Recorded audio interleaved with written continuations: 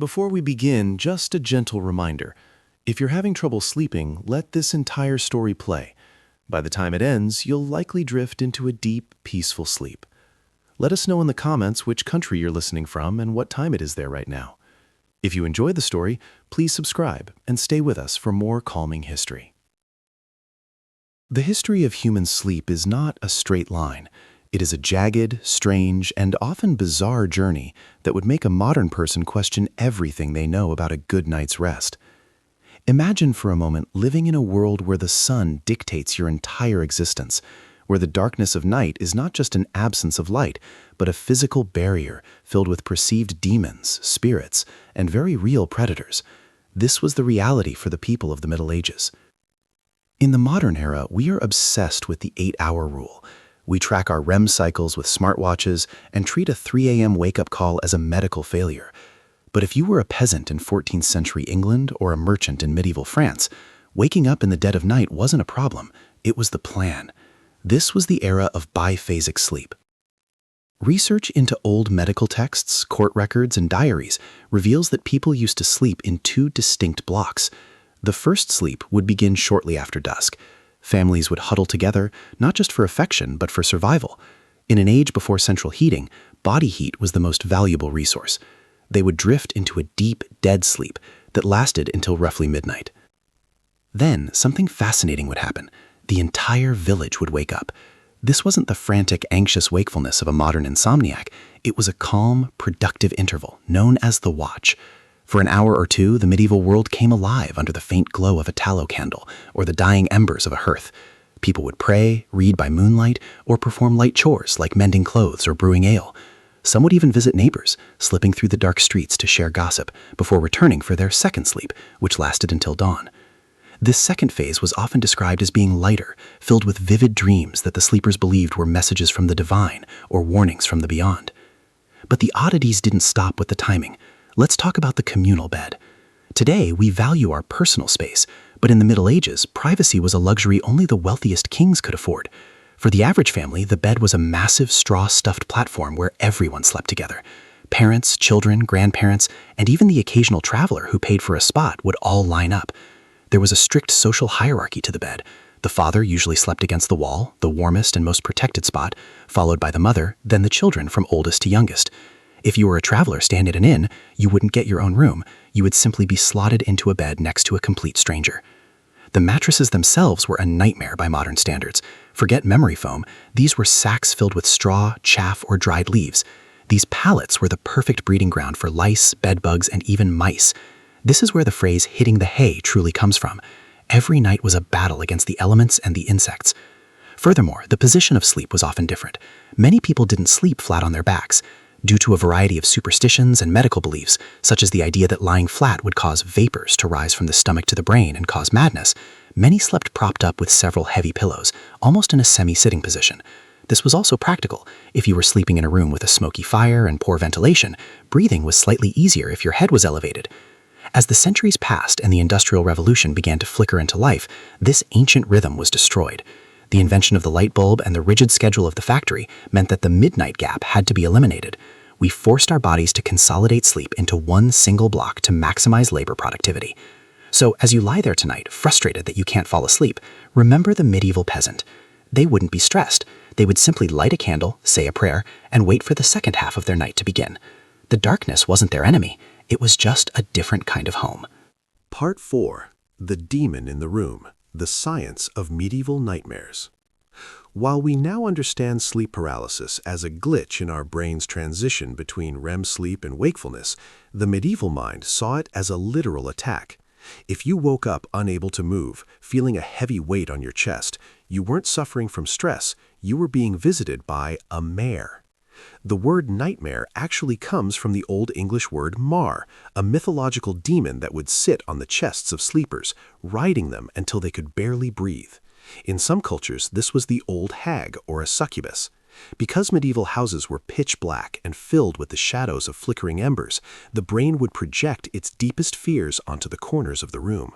To prevent these attacks, people practiced bizarre rituals.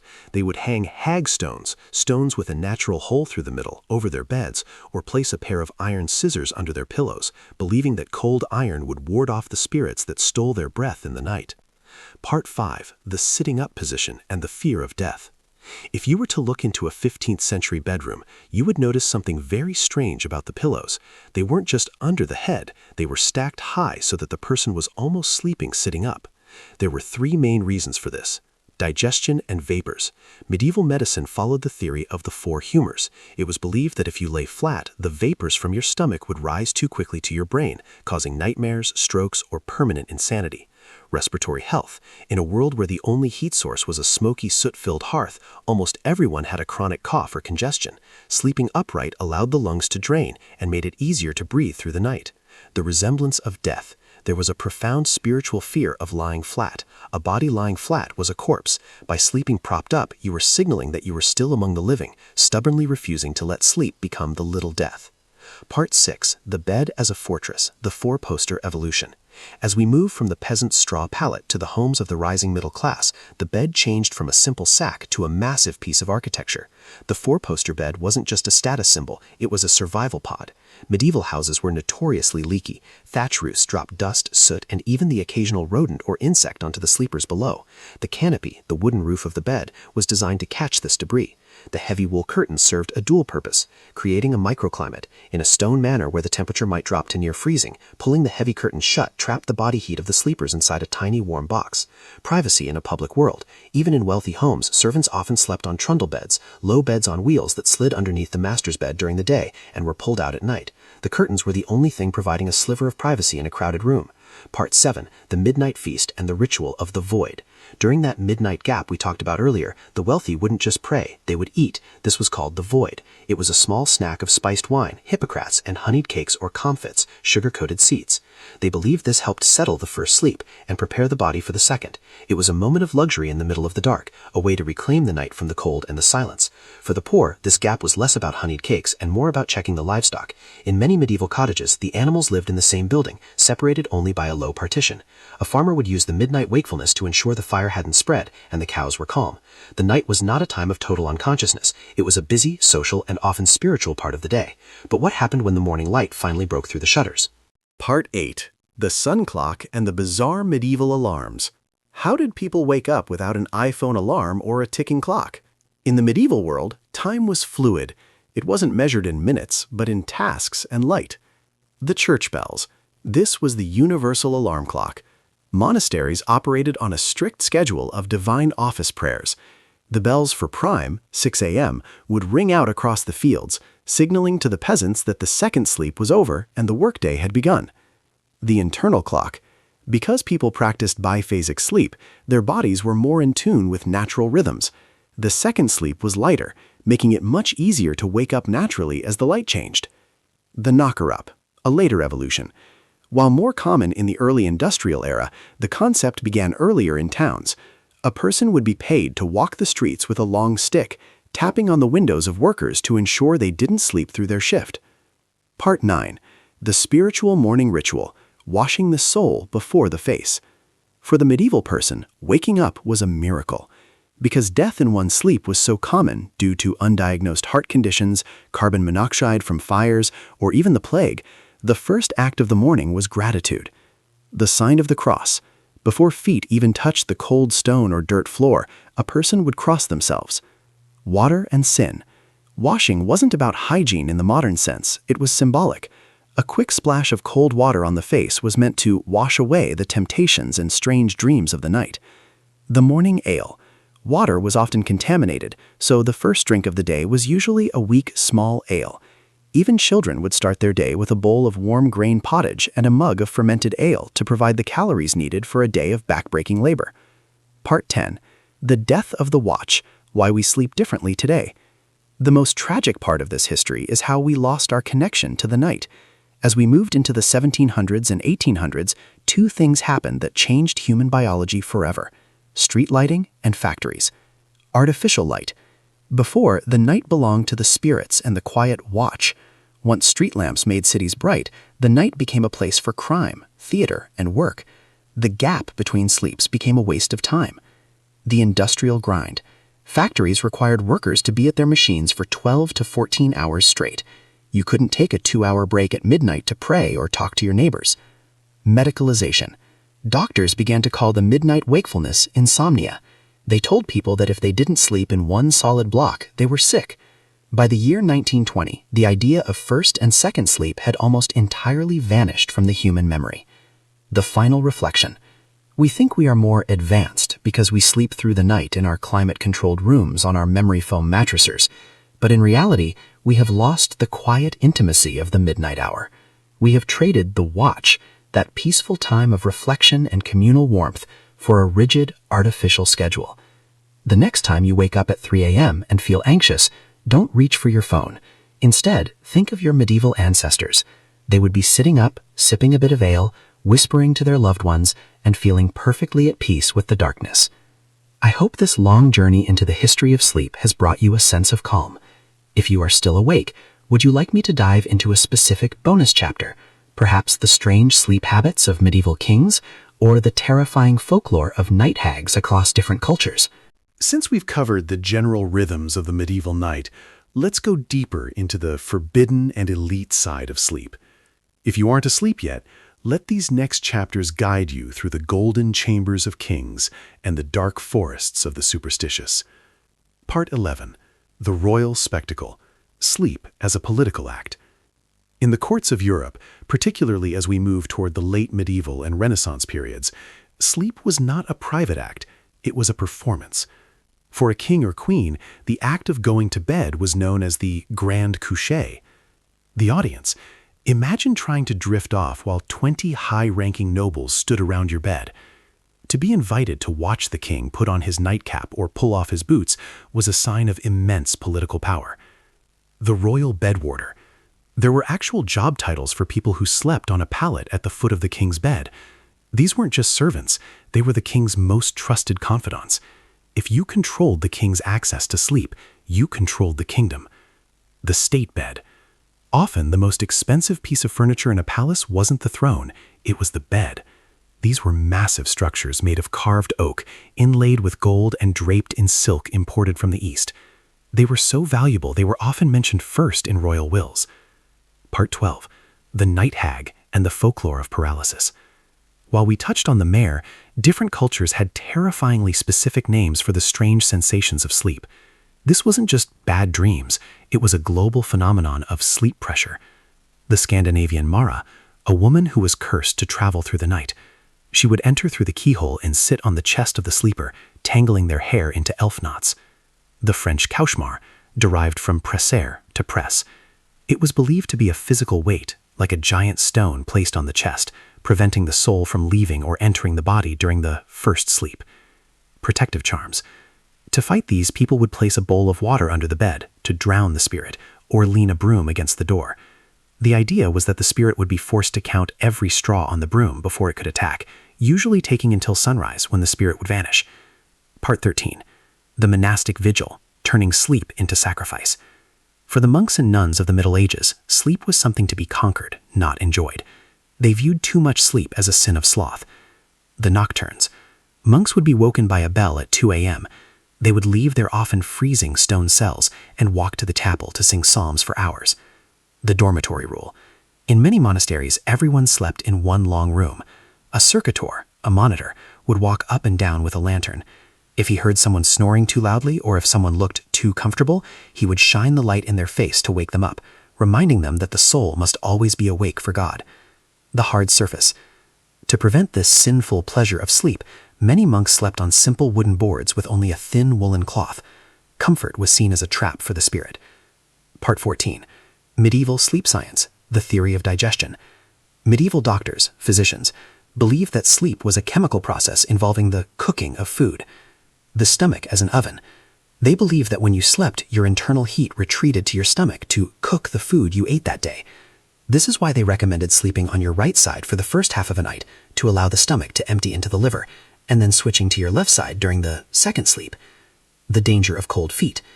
It was believed that if your feet got cold, the heat would escape your body, and the food in your stomach would rot rather than cook, leading to a buildup of toxic black bile.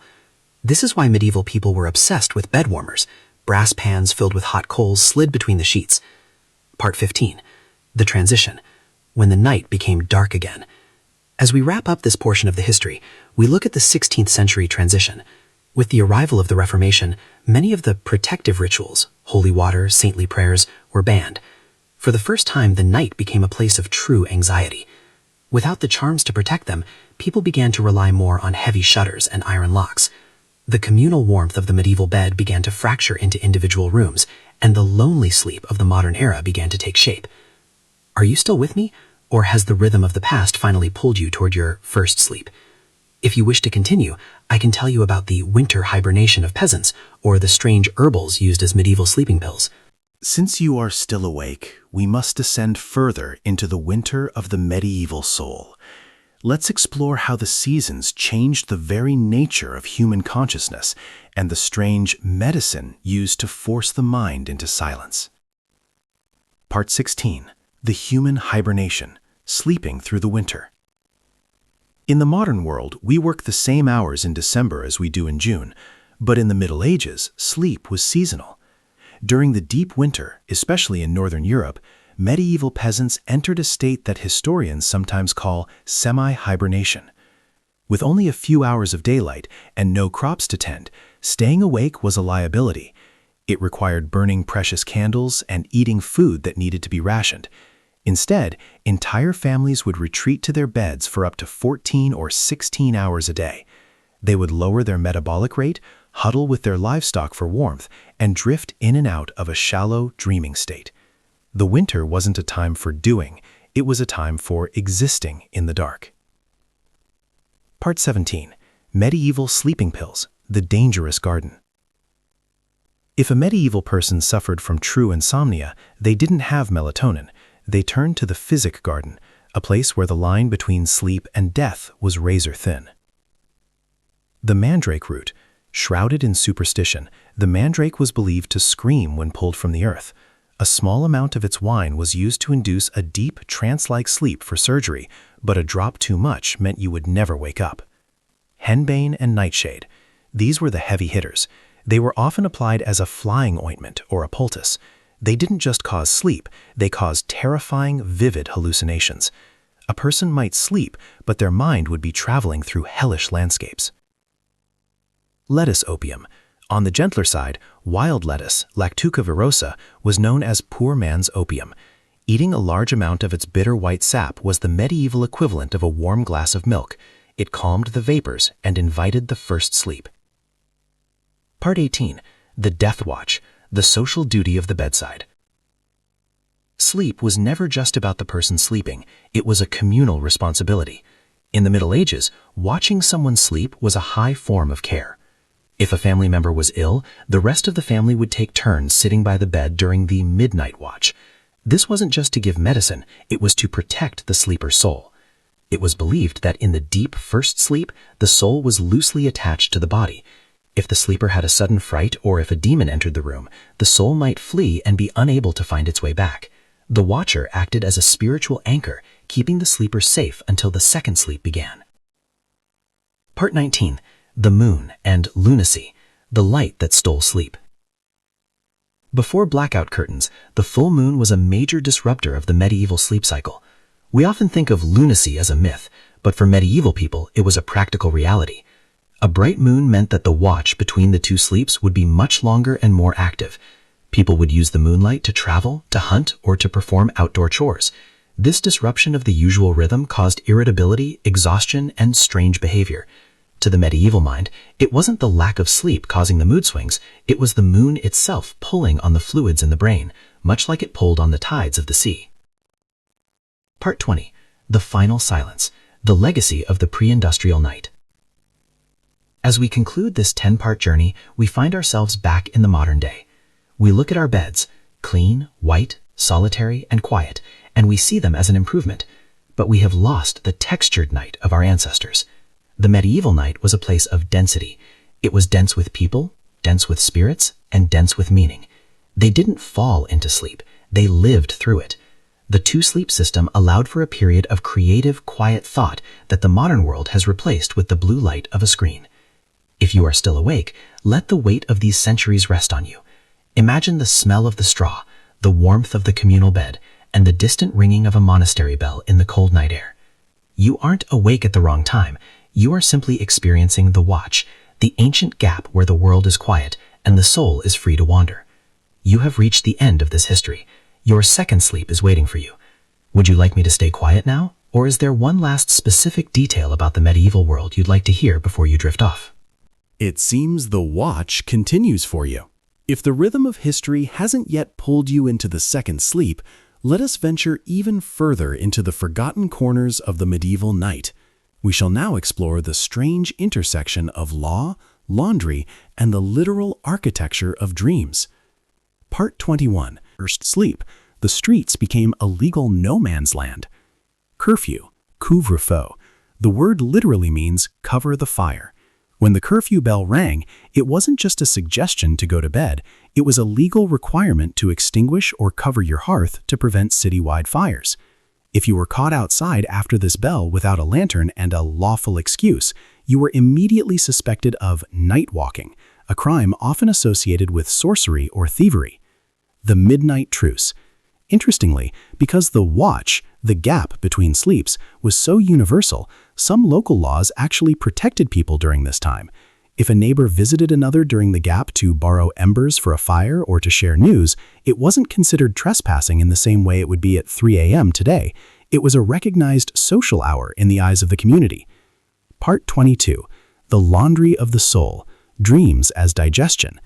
Medieval people didn't believe dreams came from the subconscious. They believed dreams were the physical result of what you ate, literally the smoke of your digestion. The rising vapors. If you ate heavy red meat or spicy leek pottage before the first sleep, it was believed the stomach would produce thick, dark vapors. As these vapors rose to the brain, they would cloud the vision, creating terrifying images of wolves or fire. Clear dreams. To have prophetic or holy dreams, one had to eat light foods like white bread or almond milk. The goal was to keep the ventricles of the brain clear so that angels could whisper to you during the second sleep without the interference of stomach gas. Part 23. The trundle life, the invisible sleepers. We often imagine a medieval bedroom with just one large bed, but the floor was a crowded map of social status. The trundle bed. Beneath the high, carved great bed of a lord or a wealthy merchant sat a low wooden frame on wheels called a trundle. By day, it was hidden. By night, it was pulled out for a personal servant or a bodyguard. The bencher. For those even lower in status, young apprentices or poor relatives, there was the bench. They would wrap themselves in a single wool cloak and sleep on the hard wooden benches used for dining. They were the first to wake, as they had to clear their beds before the household's first meal. Part 24. The fear of the humors. Why you never slept with wet hair. Hygiene in the Middle Ages was tied to the 4 humors: blood, phlegm, yellow bile, and black bile. Sleep was considered a moist state. The brain's humidity. Doctors believed that during sleep, the brain became naturally damp. If you went to bed with wet hair or in a damp room, you were adding moisture to moisture. This was thought to cause catarrh, a buildup of phlegm that would eventually drip from the brain into the lungs, leading to a slow and certain death. The nightcap. This is why the nightcap was essential. It wasn't just for warmth, it was a medical device designed to keep the brain heat in and the dampness out. Even the poorest peasant would wrap a piece of linen around their head to bind the senses and keep the humors balanced. Part 25. The angel in the corner, the midnight prayer. As we move toward the end of this installment, imagine the sounds of a medieval street at 2 a.m. It is not silent. From every house there is a low hum. During the watch, it was common practice to recite the Pater Noster or the Ave Maria. People believed that the air at night was thinner and that the barrier between the physical world and the spiritual world was at its weakest. If you prayed during the gap between your 2 sleeps, your words didn't have to travel as far to reach the ears of God. It was the most efficient time for a miracle. The night is deep now. The first sleep has passed. The watch is nearly over. And the second sleep, the lighter, dream-filled rest, is calling. Would you like me to continue into part 26, where we talk about the ship of dreams and the bizarre medieval beliefs about sleeping on one's back? Or are you ready to close your eyes and join the ancestors in their quiet morning slumber? Since you are still drifting in that quiet space between the worlds of wakefulness and rest, let us continue. The candle is burning low, and the history of the night grows even more mysterious. We now enter the realm of the body's architecture and the strange ways medieval people tried to control their souls while they slept. Part 26. The Ship of Dreams, Navigating the Astral Sea. In the Middle Ages, many believed that during sleep, the soul did not stay inside the body. Instead, it was thought to leave through the mouth or the eyes, traveling across the world as a spirit double. The danger of waking someone suddenly. This is why you were never supposed to shake a sleeping person awake. If the soul was wandering in a nearby forest or visiting a distant relative during the first sleep, a sudden awakening might startle it, causing the soul to lose its way. The person would wake up witless or hollow, a shell of themselves, because their spirit hadn't had time to fly back into their chest. The lying still rule. To ensure a safe return, many were taught to sleep perfectly still on their backs, a position called the ship. They believed the body was a vessel, and the soul was the captain. If the vessel tossed and turned, the captain could never find the harbor. Part 27. The Soporific Power of Smells. Because the medieval world was filled with the stench of open sewers and livestock, the bedroom was often a battleground of aromas. They believed that smell was the gateway to a peaceful watch. Sweetgrass and lavender. For those who could afford it, the straw inside the mattress wasn't just hay, it was mixed with dried lavender and sweetgrass. As you moved in your sleep, the herbs would crush, releasing oils that were thought to lull the brain spirits. The vinegar sponge. If someone was prone to terrible visions or night terrors, a sponge soaked in hot vinegar and rosewater was placed near the pillow. The sharp scent was believed to act as a barrier, a wall of air that demons could not cross. Part 28. The Sleepwalking Trials. In a world where the supernatural was reality, sleepwalking, somnambulism, was seen with a mix of pity and absolute terror. Possession or piety. If a person rose in the middle of the night and spoke in tongues or walked through the village with their eyes shut, they were often brought before a priest. If they walked toward the church, it was seen as a holy trance. But if they walked toward the woods or a well, they were often accused of being led by a leish, a malicious spirit. The cold water cure. The remedy for a chronic sleepwalker was to place a basin of freezing cold water at the side of the bed. The shock of the cold hitting their feet would snap the soul back into the body before it could wander too far into the dangerous night. Part 29. The Bed Warming Hierarchy. Before the invention of the hot water bottle, the bed wagon or bed warmer was the most important technology in the house. The brazier. This was a long-handled brass pan filled with glowing coals from the hearth. A servant would slide it between the linen sheets to toast the bed before the master climbed in. The risk of fire. Many medieval homes burned to the ground because a stray coal escaped the bed warmer. This created a constant low-level anxiety. People slept with one ear open for the sound of a crackling flame, a habit that contributed to the lightness of the second sleep. The human warmer. In poorer households, there was no brass pan. Instead, they used the youngest child or a dog to lie in the bed for an hour before the adults retired, using natural body heat to take the chill off the damp straw. Part 30. The Final Dawn. The Breaking of the Biphasic Soul. As we reach this point in our journey, we must look at the exact moment the medieval night ended. It wasn't a slow change, it was a revolution of the clock. When the first mechanical clocks began to appear on church towers, time stopped being a feeling and started being a number. The first sleep and second sleep were no longer seen as natural. By the 17th century, the watch was being criticized by the new merchant class as a waste of productive hours. They began to drink coffee, a new dark beans water from the East, specifically to kill the desire for the first sleep and force the body into a single, efficient block of rest. The modern world was built on the death of the midnight gap. We have become a species that fears the dark and treats wakefulness at 2 a.m. as a defect. But deep in your DNA, the memory of the two sleeps still lives. Your eyes are heavy now. The watch is over. The second sleep, the time of vivid dreams and healing, is finally pulling you under. The history of sleep is now your own. Would you like me to leave you here in the quiet of the past, Or is there one final mystery of the medieval bedroom you wish to uncover before the sun rises? Since you are still drifting in this quiet historical watch, let us push even deeper into the darkness. We have covered the beds, the demons, and the clocks, but we haven't yet discussed the biology of the medieval mind and the strange, secret ways they tried to control the very content of their dreams. Part 31. The Dream Incubation, Choosing Your Visions. In the Middle Ages, dreams were not seen as random brain noise. They were considered a destination. If you were a knight going to war or a woman worried about her sick child, you didn't just hope for a good dream, you incubated one. The ritual of intent. Before the first sleep, a person would perform a series of repetitive actions. They might trace a specific pattern on the bedpost or recite a single verse of a psalm exactly 40 times. The goal was to fix the mind on a single image so that when the soul left the body during the night, it knew exactly where to go to find answers. The pillow charms. People would slip specific objects under their straw mattresses to influence the dream world. A sprig of rosemary was thought to bring memories of the dead, while a piece of parchment with a saint's name was believed to provide protection from the mare. Part 32. The Winter Huddle and the Animal Bedfellows. In the coldest months of the 13th and 14th centuries, the boundary between human space and animal space vanished entirely during the night. Shared heat.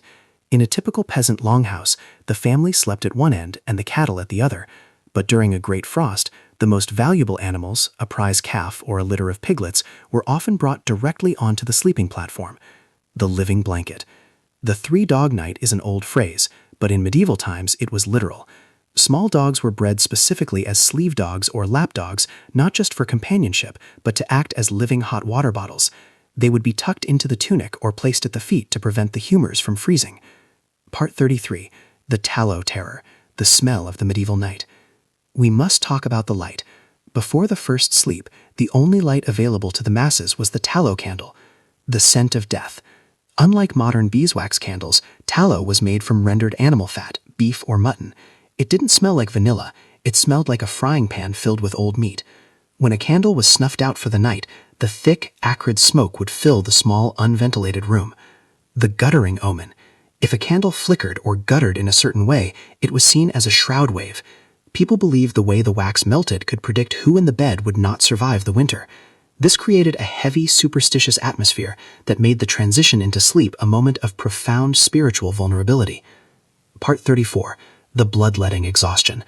One of the strangest reasons medieval people slept so deeply during their first sleep was the medical practice of phlebotomy, bloodletting. It was believed that excess blood caused restlessness and fever. Monks, in particular, were required to undergo minution, regular bloodletting, several times a year.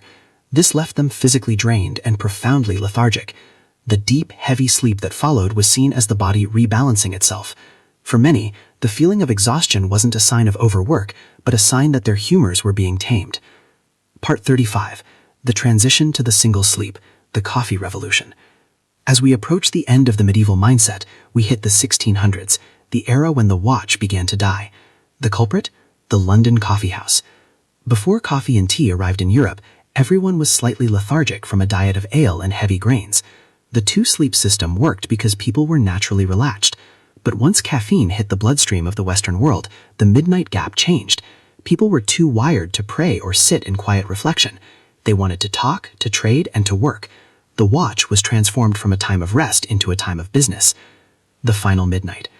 Imagine you are there now. The tallow candle has been snuffed out, leaving that heavy, fatty scent in the air.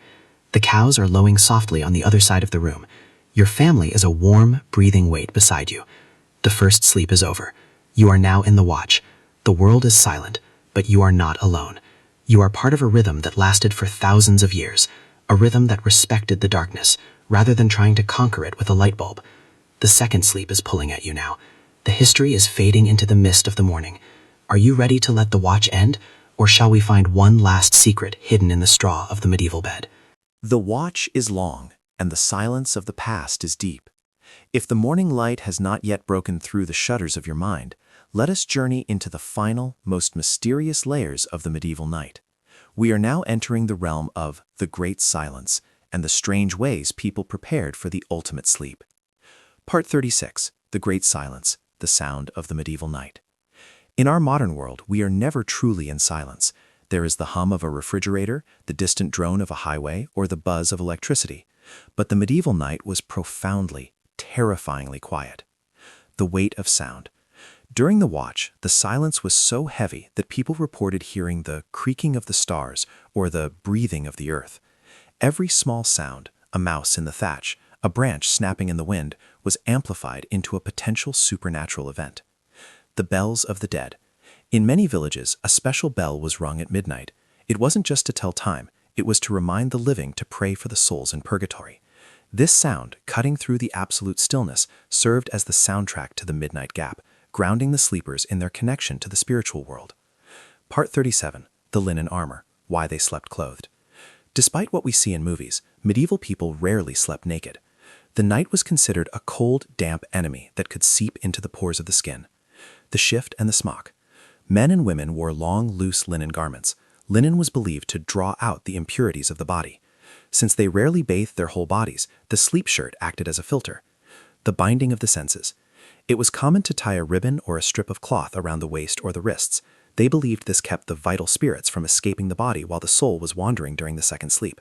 It was a physical way to stay anchored to the earthly plane. Part 38. The vermin-hunted dreamer. We cannot talk about medieval sleep without talking about the bedmates that no one invited. The flea trap. To combat the constant biting of insects, some wealthy households used flea traps, small perforated ivory or wooden tubes containing a piece of cloth soaked in blood and honey. These were placed inside the bed to lure the insects away from the humans. The skin crawler reality. For the poor, the scratching of insects was simply the white noise of the night. It was so common that it didn't even wake them up. They developed a physical toughness that we can barely imagine. Their first sleep was a state of exhaustion so deep that not even 1,000 biting fleas could break it. Part 39. The dream hunters, professional interpreters. If you had a particularly vivid dream during the second sleep, you didn't keep it to yourself. You went to the dream hunter, often the local wise woman or a fringe priest. The Dictionary of Omens. They believed in a strict language of the night. To dream of a fish meant a hidden secret was coming to light. To dream of losing a tooth meant a death in the family. To dream of flying was a warning that you were becoming too proud. The morning debrief. Because families woke up together, the first hour of the day was often spent dissecting the night.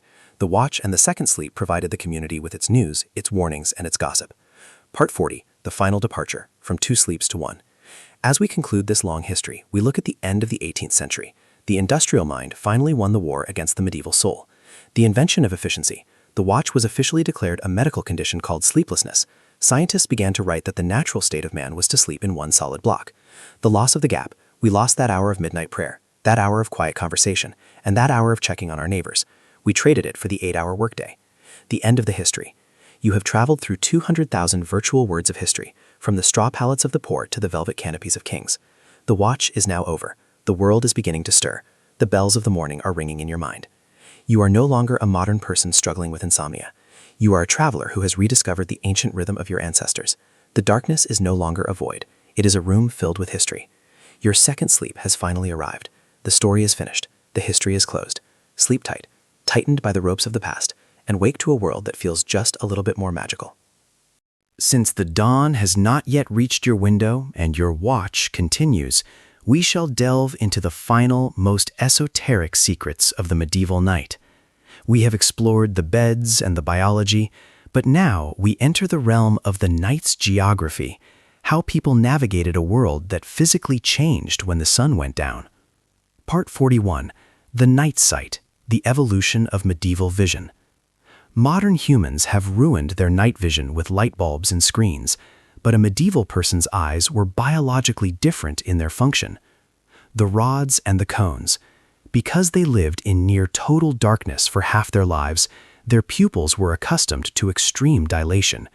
During the watch, they didn't need a flashlight to move through their homes. They navigated by tactile memory and shadow shapes. They knew exactly how many steps it took to reach the hearth or the water barrel. The peripheral world. They were trained to look out of the corners of their eyes. In low light, the center of our vision is less effective than the edges. A medieval peasant walking to the barn at 1 a.m. wasn't looking at the path. They were looking around it, sensing movement in the dark that we would be completely blind to today. Part 42. The Sleep-Sharing Economy. In medieval cities like London, Paris, or Florence, space was so tight that sleep became a commodity. This led to the bizarre practice of tiered sleeping, the day bed versus the night bed. In crowded tenements, the same bed might never get cold. An apprentice might sleep in the bed during the day while the master worked, and they would swap at dusk. This hot bedding meant that the bed was a communal vessel of sweat, germs, and shared dreams, constantly occupied by different bodies. The standing sleep. In the most extreme cases of poverty or during long sea voyages, people practiced sleeping on a rope. They would lean over a horizontal rope stretched across a room, hooking their armpits over it to catch a few minutes of dead sleep while standing up. Part 43. The Fire Watch, the Terror of the Hearth. Every night was a gamble with fire. Since the first sleep was so deep, the greatest fear wasn't a thief, but a stray spark. The curfew bell.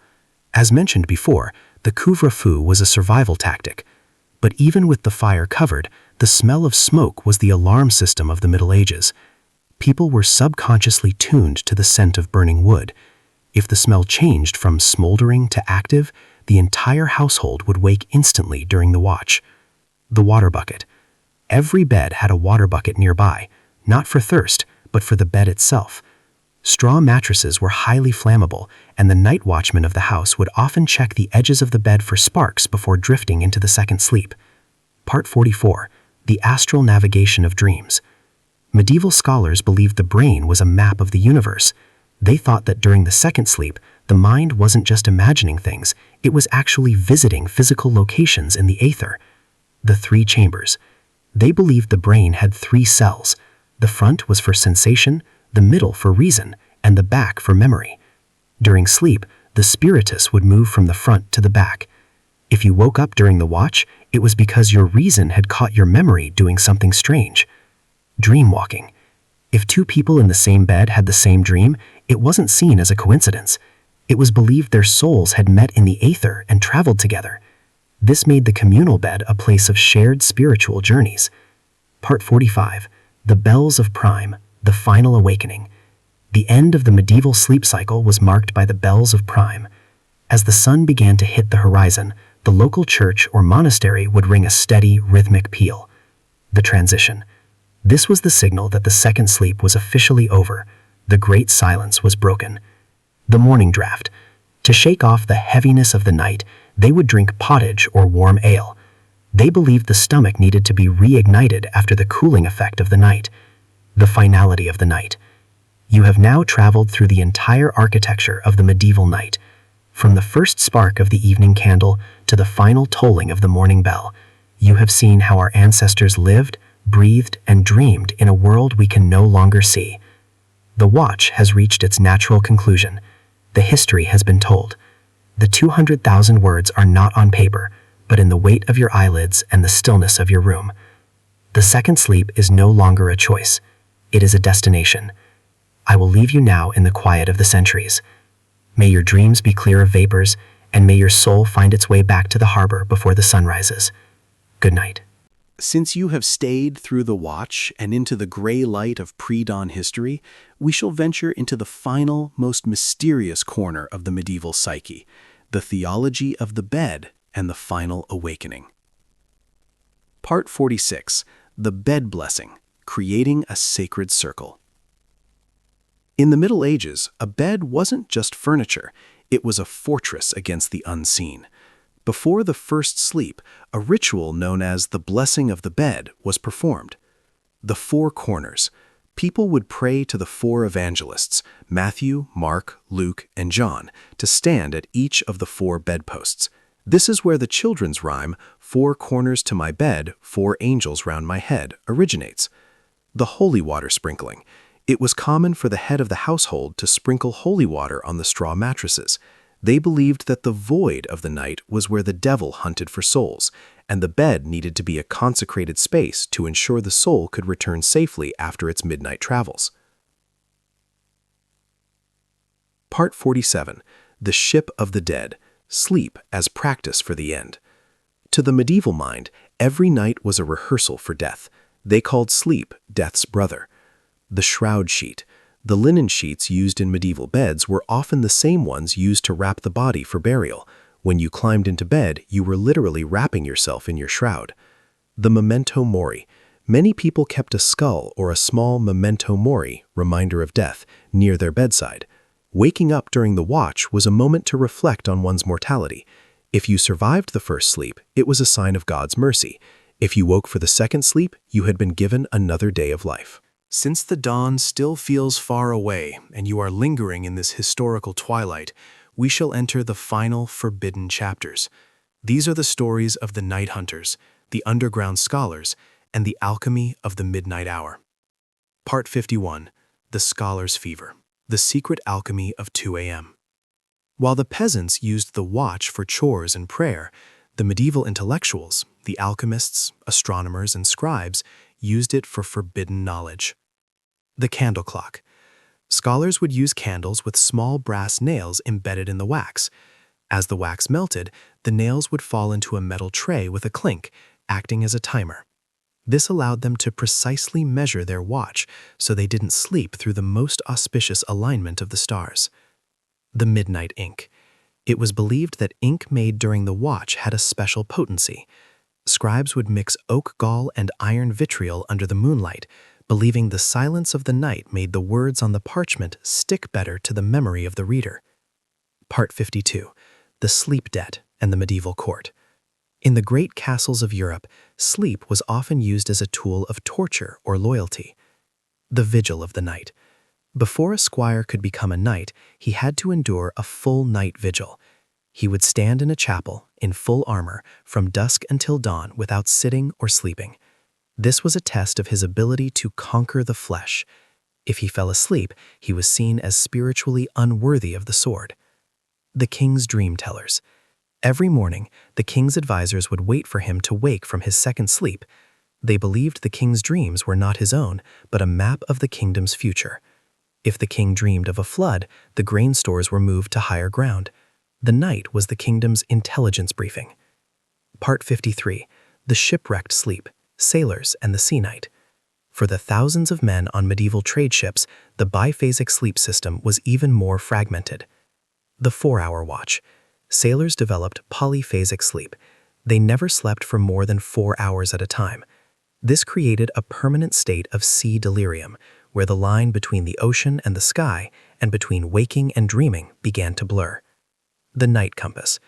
Navigators relied on the sleep of the stars.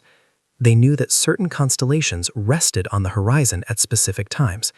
If they missed the midnight window because they were in a dead sleep, the ship could be lost for weeks.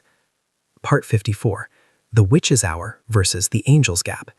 There was a profound debate in the medieval church. Was the watch a time of God or a time of the devil?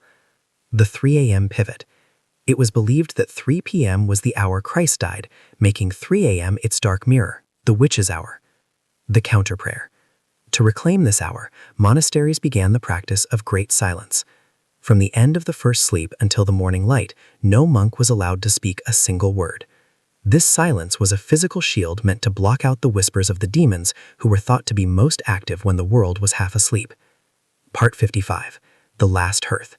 Closing the history of the night. As we move through these final thoughts, imagine the cooling embers of a medieval fire. The room is getting colder. The second sleep is the coldest part of the night because the fire has died down. The final huddle. Everyone pulls the wool blankets tighter. The breathing in the room becomes synchronized, a phenomenon called co-regulation. In the medieval ages, you didn't just sleep near people. Your heart rate and breath literally mimicked those around you. You were a single living organism, waiting for the sun.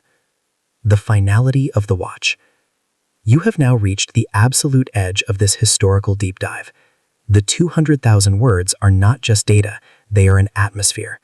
You are now saturated with the sense of tallow, straw, and old linen. You have felt the fear of the mare and the peace of the second sleep. The modern world is waiting to pull you back into its 24/7 neon light and its single-sleep rigidity. But you have a secret now. You know that if you wake up tonight at 2 a.m., you aren't suffering. You are simply participating in the great watch of humanity. I have shared the deepest secrets of the medieval night with you.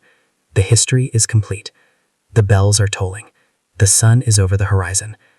Would you like me to remain silent now so you can finally drift into your own second sleep?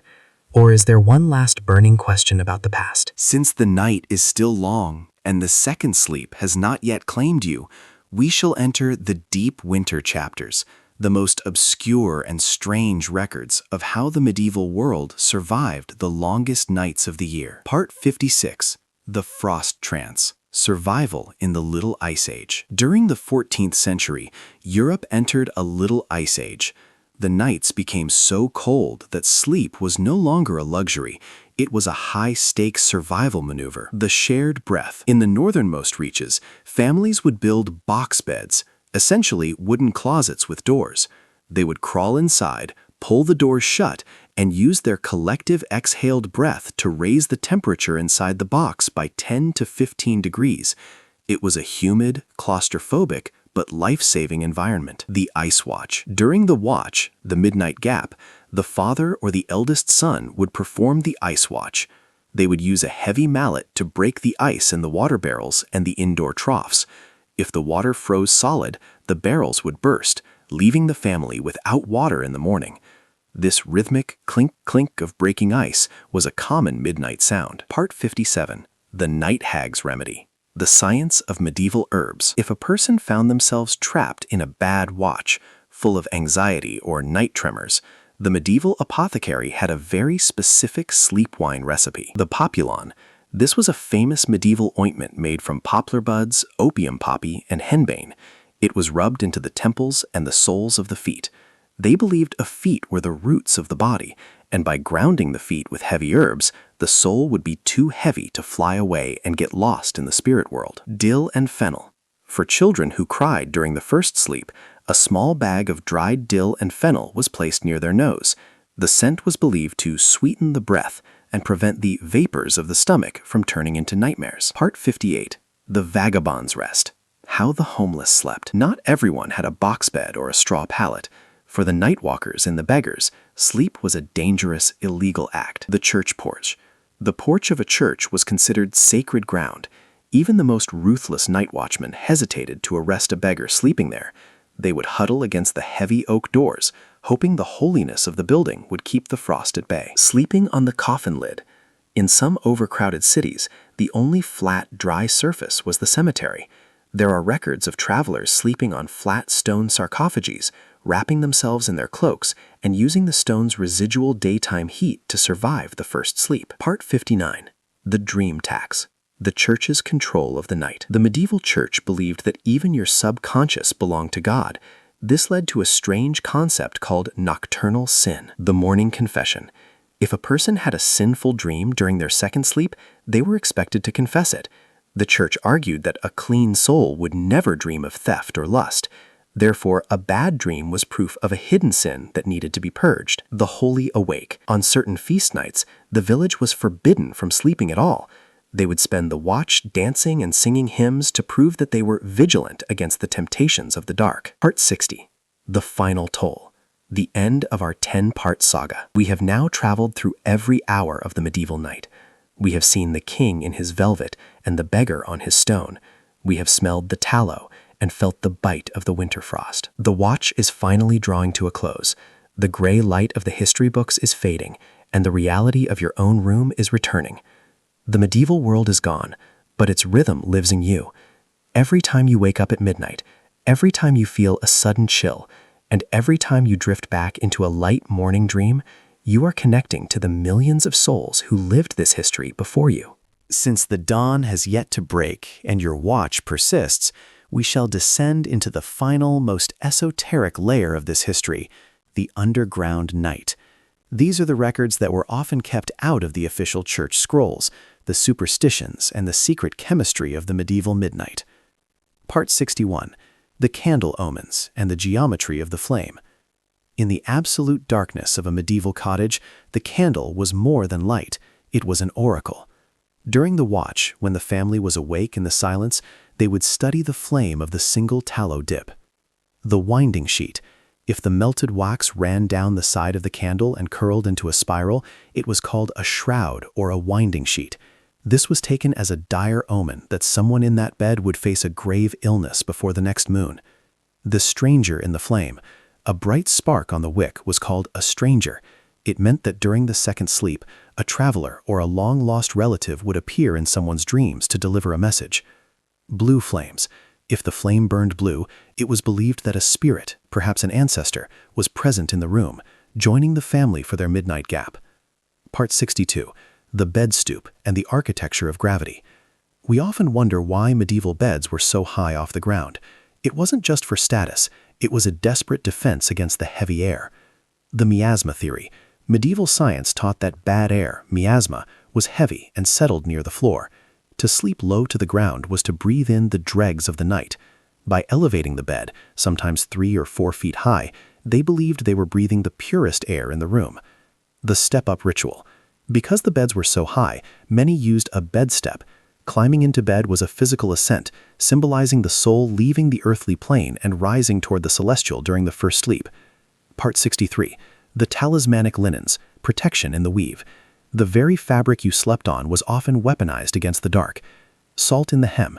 It was a common folk practice to sew a few grains of salt into the hem of a child's nightshirt. Salt was a preservative, and they believed it would preserve the child's soul from being soured by bad dreams. The dream linen. On a girl's wedding night, the linens were often embroidered with specific knots of protection. These weren't just decorative, they were traps for the nightmare, designed to catch the demon's fingers in the thread before it could touch the sleeper. Part 64. The bells of the deep, submerged history. In coastal villages of medieval Europe, there was a strange phenomenon during the watch. People claimed to hear the bells of sunken cities ringing from beneath the waves. The sea watch. Sailors and coastal dwellers would often walk to the shore during their midnight gap. In the profound silence of a pre-industrial night, the acoustics of the ocean are terrifyingly clear. They believed the second sleep was the time when the walls between the living world and the drowned world were thinnest. The salt dream. Sleeping with a piece of dried seaweed under the pillow was thought to allow the sleeper to see where lost ships were hidden, a secret often sought by those whose husbands had not returned from the Crusades or trade routes. Part 65. The final transition, from spirit to biology. As we conclude this chapter, we look at the late 17th century, where the soul began to be replaced by the nerve. The vapors become nerves. Doctors stopped talking about demons and started talking about nervous exhaustion. The watch was no longer a time for prayer, it was rebranded as nervous irritability. The invention of the bedroom. For the first time, houses were built with separate rooms for sleeping. The communal night died. The warmth of the shared family bed was replaced by the cold, lonely privacy of the modern bedroom. We gained space, but we lost the shared rhythm of the human heart. The finality of the history. You have now walked the entire length of the medieval night. From the first spark of the evening to the final morning ale. You have seen the world not as a modern person, but through the eyes of those who respected the dark. The second sleep is now absolute. The 200,000 words have been woven into the fabric of your rest. There are no more secrets to tell, for the sun is now fully above the horizon of history. Would you like me to finally depart and leave you in the silence of your own second sleep, or has your watch uncovered one last mystery you need to solve? Since you are still adrift in the currents of the deep night, we shall enter the final, most silent vault of medieval history, the winter of the soul. This is where the boundaries between the living, the sleeping, and the dead were erased entirely. Part 66. The dead sleep versus the trance of the just. In the medieval hospital, often run by monks and known as a Hotel Dieu, Hostel of God, sleep was the primary medicine. But they categorized the first sleep in 2 ways. The dead sleep. This was the sleep of the sinful or the overfed. It was a heavy, unresponsive snoring state where the soul was trapped in the flesh. The trance of the just. For the sick and the dying, the watch was the most important time. The monks believed that between midnight and 2 a.m., the body was at its weakest, but the spirit was at its strongest. They would wake the patients gently during the gap to give them spiritual nourishment, a sip of holy wine or a whispered scripture, believing that a soul fed during the watch would never fear the second sleep. Part 67. The telling of the dreams, the morning market. In medieval villages, the watch didn't just stay inside the house. During the summer months, people would lean out of their windows or sit on their doorsteps in the moonlight. The exchange. The midnight gap was a time of dream trading. A neighbor might whisper to another across the narrow alley, "I saw a white hart in my first sleep. What did you see?" The social fabric. These shared visions created a collective consciousness. If 3 people in the village dreamed of fire during the same watch, the village elders would call an emergency meeting at dawn to inspect every chimney in the parish. Their dreams were their early warning system. Part 68. The Vesper Bell and the Locking of the Soul. Before the first sleep could even begin, there was the ritual of the locking. Iron and oak. Because the medieval night was physically dangerous, the act of retiring was a military operation. The heavy oak doors were barred with iron and the shutters were pinned. The psychological cage. Once the doors were locked, you were in for the night. There was no stepping out for a walk. This created a profound sense of enclosure that forced the mind inward. This is why medieval dreams were reportedly so much more vivid than our own. Their world shrunk to the size of a single room, so their minds expanded to create entire universes inside their heads. Part 69. The Noonday Shadow, the Ghost of the Day. To understand medieval sleep, you must understand their naps. They believed that everyone had a shadow double that woke up when you slept during the day. The siesta danger. If you slept in the afternoon, the noontide sleep, you had to cover your face with a linen cloth. Why? Because they believed the sun was a thief that would steal the color from your soul if it caught you with your eyes closed. The pale sleepers. People who napped too much were often called moon-faced or sun-bleached, thought to be physically fading away because they spent too much time in the in-between state of daytime rest. Part 70. The Final Toll. The Death of the Biphasic Mind. We have reached the absolute end of the 10 parts and their extensions. The 200,000 words are now a part of your own watch. The modern amnesia. By the year 1850, the first and second sleep were gone from the medical books. The watch was forgotten. We became a society of solid sleepers, and in doing so, we lost that midnight hour of magic, prayer, and quiet community. The ancient echo. Every time you wake up at 3 a.m. and feel the world is strangely quiet, you are not suffering from a disorder. You are experiencing a biological ghost. Your DNA is remembering the watch. Your ancestors are whispering to you in the silence, telling you that it is okay to be awake in the dark. The finality of the night. The sun has finally crested the hill of history. The second sleep has delivered you to the morning. The candles have all burnt down to nothing but a scent of tallow in the air. You have survived the watch. You have conquered the mare. You have slept in the great bed of the past. I will now leave you to the morning light. May your day be as purposeful as a medieval craftsman's, and may your next first sleep be as deep as the roots of an ancient oak.